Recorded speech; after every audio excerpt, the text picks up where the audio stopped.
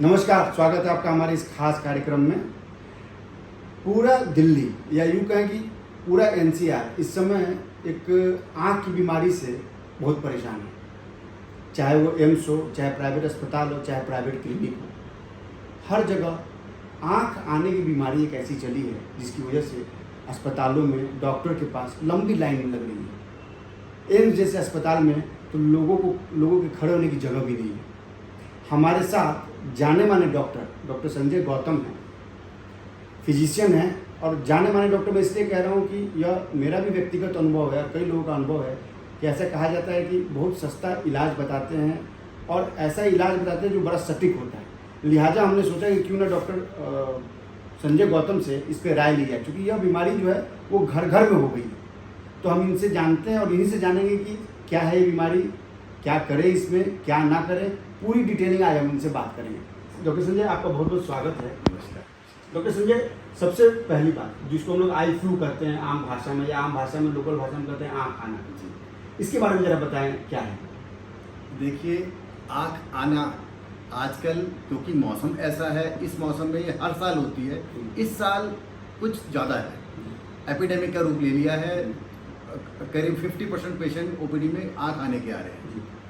आँख आना आप सब समझते हैं, आम भाषा में आँख का लाल होना, आँख में इरिटेशन होना, आँख से पीला या सफ़ेद डिस्चार्ज आना, आँख सो के उठ चिपक जाना, आँख में क्रस्टिंग होना, आँख में दर्द होना और आँख को सूज जाना। ये सब आपको दूर देखते ही पता लग जाएगा। इसके लिए डायग्नोसिस के लिए आपको डॉक्टर के पास जाने की जरूरत नहीं। आपको कोई घूमता फिरता भी आदमी बताएगा, अरे आपकी आँख आ गई है या आपको आई फ्लू हो गया होगा। मेडिकल भाषा में इसे कंजक्टिवाइटिस कहते हैं। जैसे साइनोसाइटिस होता है, निमोनिया होता है, लैरेंजाइटिस, फेरेंजाइटिस, ऐसे आँख को कंजक्टिवा होती है, जो आँख की मेम्ब्रेन होती है, उसका इन्फेक्शन कंजक्टिवाइटिस है। ये सारे लक्षण मैंने आपको बताए हैं, लाल होना, सूजना, डिस्चार्ज होना। ये बीमारी का डायग्नोसिस मुश्किल नहीं है, इलाज बहुत मुश्किल नहीं है, लेकिन हमारी कुछ लापरवाहियों से ये घातक रूप ले सकती है, आँख की रोशनी तक भी जा सकती है। डॉक्टर साहब, आपने कहा कि ये पहले और बनिस्पत पिछले साल की तुलना में, सालों की तुलना में इस बार ये ज़्यादा हो रहा है। वजह क्या हो सकती है इसकी? वजह देखिए, हर एक का वायरस का अपना टाइम है। कभी कोई फ्लू आ जाता है, कभी स्वाइन फ्लू आ जाता है, कभी बर्ड फ्लू आ जाएगा। ऐसे आज इस साल इन्वायरमेंटल कंडीशन ऐसी रही है, बारिश ज़्यादा हुई है, हमारी सिटी में अर्बन लाइफ में क्राउडिंग है आपस में बहुत ज़्यादा। एक मॉल में एक दरवाजे को हर एक आदमी हाथ लगा रहा है। मेरे आँख में हुआ है, मैंने हाथ लगाया, आपने भी हाथ लगाया, आपने आपके आँख रगड़ ली, बस हो गया। मतलब एक क्राउडिंग पॉपुलेशन बढ़ने, हालांकि ये तो हर साल कांस्टेंट है, लेकिन मौसम के कारण हर टाइम कुछ बीमारी रहती है। कुछ टाइम हमने पहले कोविड देखा, इतना भयंकर फैला। उससे पहले स्वाइन फ्लू था, बर्ड फ्लू था, सब चलते हैं। ये फ्लू है, एक तरह का एडनो वायरस है जिससे होता है। समय समय की बात है, कभी समय में ये होता है, कभी समय में कुछ होता है। इस साल ये बहुत बड़े रूप में सामने आया।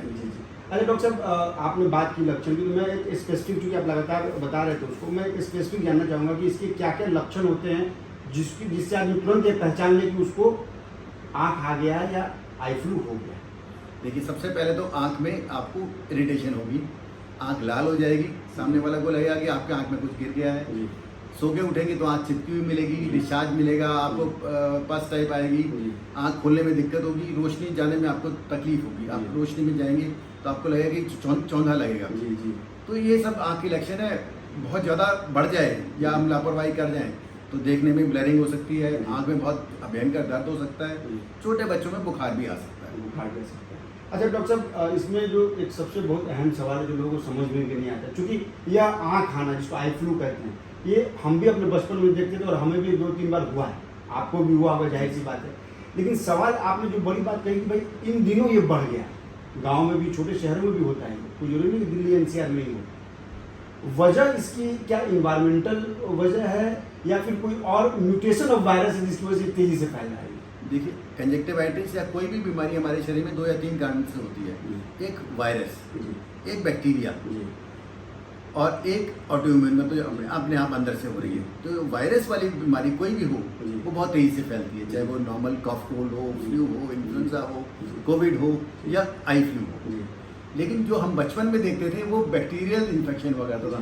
आँख में कीचड़ आता था, बच्चे खेलते रहते थे, आप छोटा सा कैप्सूल आता था वो डाल लेते थे, 2-4 दिन में ठीक। तो बैक्टीरियल इलनेस इतनी जल्दी नहीं फैलती है, हालांकि वो भी घातक हो सकती है, लेकिन उसका फैलाव इतना नहीं होता।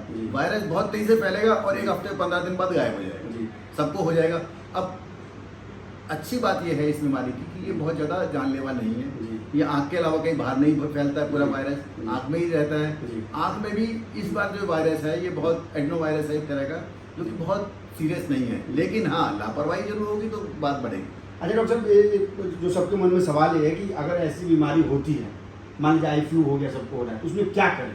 सबसे पहले देखिए, सबसे पहले तो आपको अपना ध्यान रखना है और जी। समाज का ध्यान रखना है। जी। एक अपने लिए बचाव करना है और आपके घर परिवार बच्चे दूसरे लोगों को ना फैले, जी। उसका ध्यान रखना है। जी। तो क्या करें? आँख सबसे पहले ठंडे पानी से बार बार धोएं। जी। आँख में डॉक्टर से लिखवा के आई ड्रॉप डालें। जी। बार बार आँख को ना छुएं। जितनी बार आपको छुएंगे आँख आपके वायरस आपके हाथ से लग के आपने यहाँ लगाया, यहाँ हाथ लग गया। जी। कल आप आएंगे, अपने बच्चे ने यहाँ हाथ लगाया, बच्चे को हो गया। जी। अपनी आँख को ना छुएं, काला चश्मा पहन के रखें, बार बार धोते रहें, जी। डॉक्टर से संपर्क करके आई ड्रॉप लो।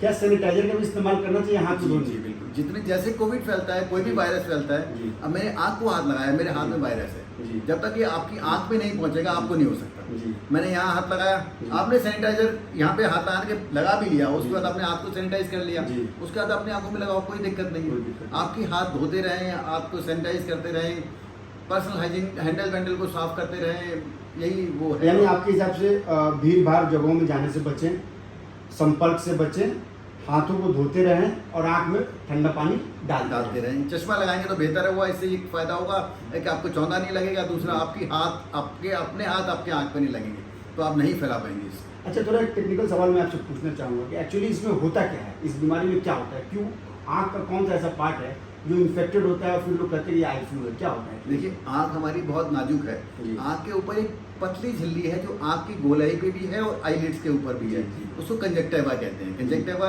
हमारी आँख को नम रखती है, जी। उसमें हल्का हल्का टीयर आता रहता है, जी। पर वो ज़्यादा होगा तो नाक से गले में आएगा, आप रोते हैं तो नाक से गले में आता है, जी। तो वो और झपकते हैं तो वो एक लेयर हर बार बनती है। जी जी जी। तो जो ये लेयर है ये आँख को अंदर किसी भी वायरस को जाने से प्रिवेंट करती है। अब ये खुद ही इन्फेक्शन हो गया, इसी को वायरस ने अटैक किया है तो ये लाल हो जी। जाएगी। तो कंजक्टिवा आँख के अंदर कुछ नहीं रह रहा है, जी। ये जब आँख के अंदर पहुंच गया तो बहुत सीरियस बात हो गई। जी। अभी कंजक्टिवा है, लाल हो गई है, कंजक्टिवा आँख के बाहर वाला हिस्सा, मतलब outer side outside of the eye, ये इन्फेक्टेड है। अच्छा डॉक्टर साहब, एक और भी सवाल जो सबके मन में आ रहा है और जो सब लोग जानना चाहेंगे, हम भी जानना चाहेंगे, और ये बहुत ही ज़रूरी है कि अगर ये ऐसा होता है तो पेशेंट को कब ऐसा महसूस होने का उसको घबराना चाहिए इस बीमारी से, या ये बीमारी कब उसको लगना चाहिए बृहद रूप ले लिया, या वाकई अब किसी बड़े डॉक्टर के पास जाना चाहिए, स्पेशलिस्ट के पास जाना चाहिए, कब होना चाहिए? अब हमने कुछ बात डिस्कस की, क्या करना चाहिए, क्या चाहिए, धोते रहें, जी। हाथ सैनिटाइज करते रहें, पर्सनल हाइजीन का ध्यान रखें, चीज़ें ना छुएं, दूसरे क्राउडेड प्लेसेस में न जाए, कॉन्टैक्ट में ना आए। जी। अब क्या नहीं करना चाहिए? जी। पहली बात तो बार बार आँख टच मत करो, जी। आँख को छुओ मत, छू के आप दाएं बाएं फैलाओगे उसको। पर्सनल हाइजीन ठीक रखो, अपना रुमाल दूसरे से शेयर मत करो, अपने पर्सनल चीज़ें दूसरे से शेयर मत करो, तौलिया घर का दूसरे से शेयर मत करो, उसके थ्रू आप फैलेगा। जी। अपने आप सेल्फ मेडिकेशन मत करो। जी।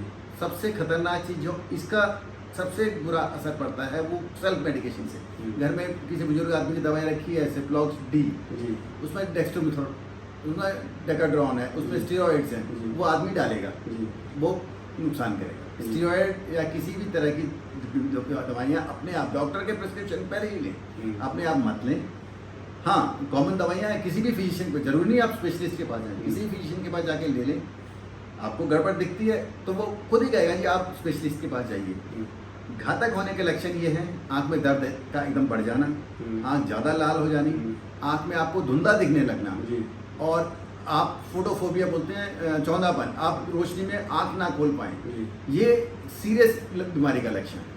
जब ऐसे हो तो अगर इस तरह की जो सिम्टम जो आप बता रहे हैं ऐसे हो, फिर क्या हो सकता है इस सिम्टम के बाद? देखिए, आपको क्या नुकसान होगा? आपके ऊपर वाली लेयर से अंदर चला गया, कंजक्टिवा से अंदर चला गया, कॉर्निया पे चला गया, जी। आई बॉल के अंदर चला गया, तो सारे लक्षण होंगे। आप आँख खोल ही नहीं पाएंगे धूप में, आपकी दर्द बहुत कई गुना बढ़ जाएगा, आपको बुखार भी आ सकता है, आपकी आँख सूज सकती है, रेडनेस बहुत ज़्यादा बढ़ जाएगी। ऐसे सूरत में आपको एक आँख के स्पेशलिस्ट से मिलना है, हालांकि वो भी ठीक हो जाएगा, दवाई से वो ठीक हो जाएगा। देखिए डॉक्टर साहब ने दो बहुत इंपॉर्टेंट चीज़ बताई। एक तो ये बताइए कि आप सेल्फ मेडिकेशन मत कीजिए, जो घर में दवा है या मत मानिए कि वो दवा आपको भी सूट करेगा।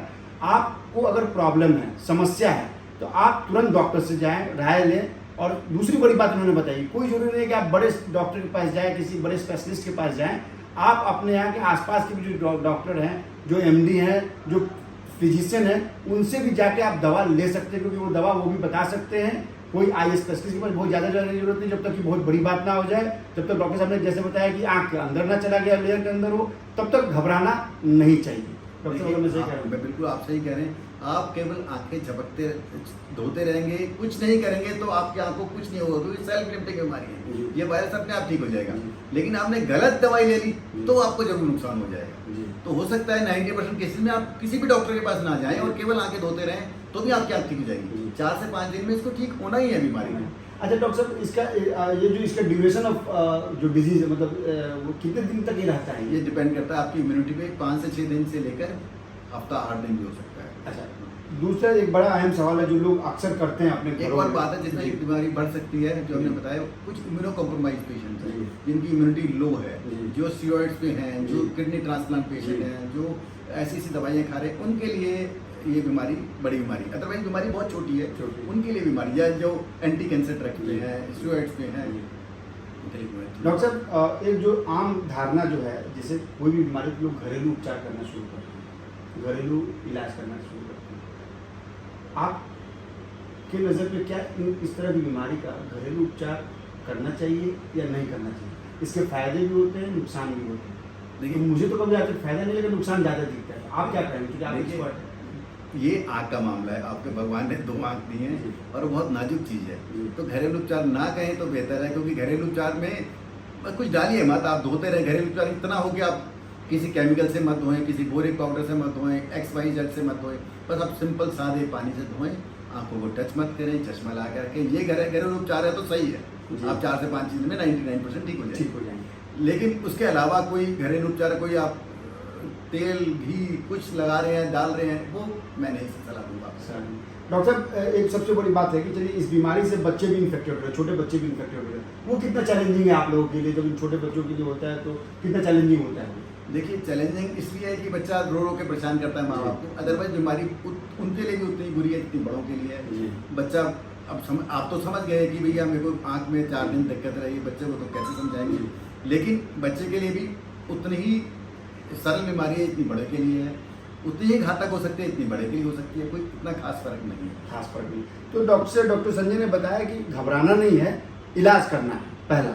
दूसरा, डॉक्टर संजय ने बताया कि बिना डॉक्टर के सलाह की कोई दवा आप ना लें। यह एक वायरस है, वायरस का ड्यूरेशन जो है 5 से 7 दिन तक रहता है, और प्रॉपर प्रिकॉशन लें, अपने आप को बचाएं और समाज को बचाएं। ये सबसे बड़ा मैसेज दिया डॉक्टर संजय ने।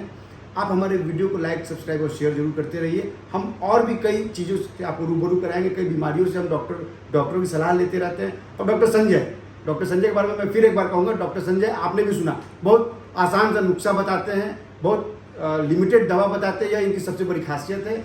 इनके पास बच्चे रोते हुए आते हैं लेकिन जाते हैं हंसते हुए। डॉक्टर संजय, आपका बहुत बहुत धन्यवाद, और हम आपसे आगे भी संपर्क करते रहेंगे और आपसे आगे जानकारी इससे लेते रहेंगे। नमस्कार।